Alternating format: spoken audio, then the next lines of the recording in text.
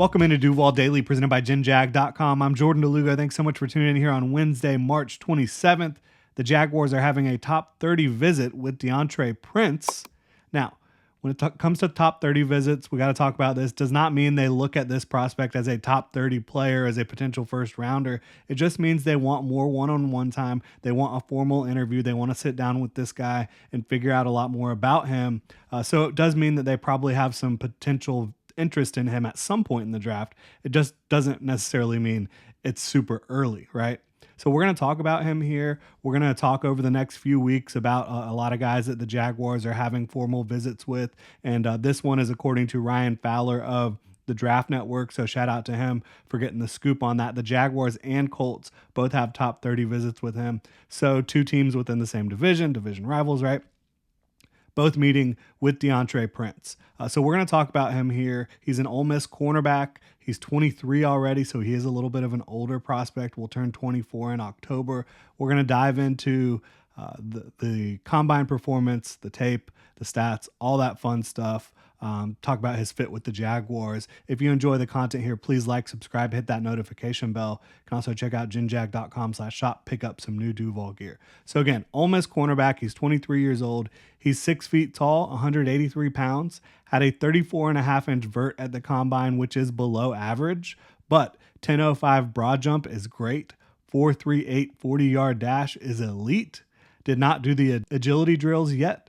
Might do that at his pro day. We'll see about that. Has 30.75-inch arms. So good, not great length, good proportional length. Certainly nothing that the Jaguars are going to look at, in my opinion, and say, we got to stay away from this guy because he just does not have the length that we're looking for. So again, we'll talk about the tape and the underlying numbers as well. I watched him against Bama and LSU. One of the first things I notice is his aggressiveness. He does not back down from anyone in coverage. When he needs to fire downhill against the run, you see that mindset that the Jaguars are going to value as a team that wants to play aggressive, as a team that wants to deploy a lot of press coverage. I think that he absolutely has the mindset for that, and he's a good quality run defender. He's not out of control. He really plays above his weight class. Again, only 183 pounds, but the way he plays, you would expect him to be much closer to 200 pounds. Again, he does not back down from anyone coming downhill against the run or in coverage.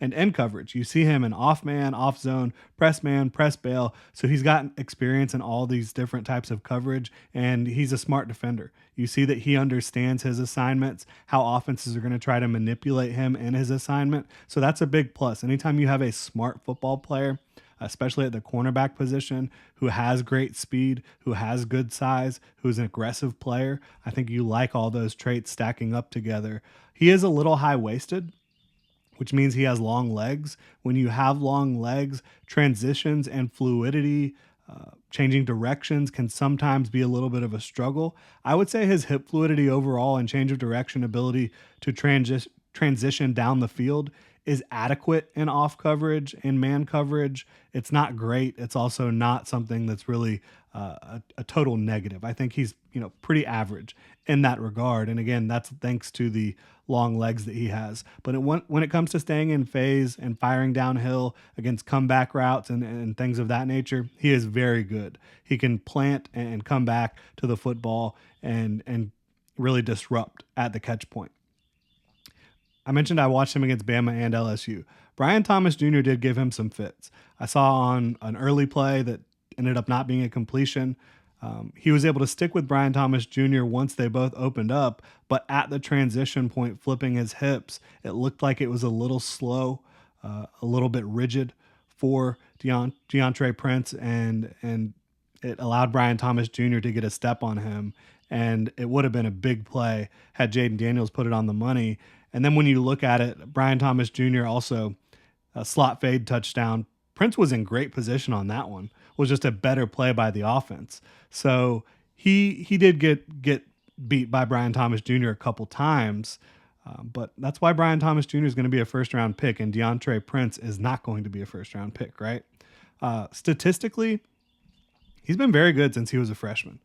He was in school a year longer, didn't play in 2020, which is why he's a little bit of an older prospect here coming out in the 2024 NFL draft. A career 52.2% completion percentage allowed in coverage. You love to see that. Career passer rating allowed of 80.3, also very good. You look at quarterbacks across the college landscape, those quarterback ratings are just through the roof in college. And for him to allow only 80.3, that is quality. He's never been a heavily penalized player, so that's another plus. 19 pass breakups throughout his career, 6 interceptions, 10 touchdowns allowed, never allowed more than 24 catches in a season, never had a season where he gave up more than 250 yards through the air for the entire year. So I think that this is a prospect based on the tape, the testing, age factored in as well, and the statistical output. I'd give him a mid to late third round grade. He's a prospect who played in the SEC all 4 years, has very good tape overall. He's smart, he's physical, he's aggressive, he has enough size, he has elite speed. I think he can probably develop into a starting level cornerback in the NFL. Now, that's not to say he's going to be a CB1, but I don't think that he needs to be a CB1 with where you're going to draft him. I think that he can be a CB2. Probably that's his ceiling, is cornerback 2, starting outside corner opposite a true lockdown guy. And I think the floor is also pretty high, though. I think floor of like a CB3, maybe CB4 at worst. So that's a pretty stable projection. And the only reason I don't really see him having a higher ceiling than he does, despite his size and smarts and obvious athletic traits, again, the hip fluidity isn't super impressive. So when you talk about needing to have fluid hips in man coverage, he just doesn't quite have that. But he does have makeup speed. Again, very smart football player. So that's why I do think he can be a starter in this league. I think he can be a starter for the Jaguars long term. And if they want to target him with the 96th pick in the draft, which is their third round compensatory pick, I'd be good with that depending on how the board looks. Like, again, my evaluation of him is mid to late third round. But this is a super deep cornerback class.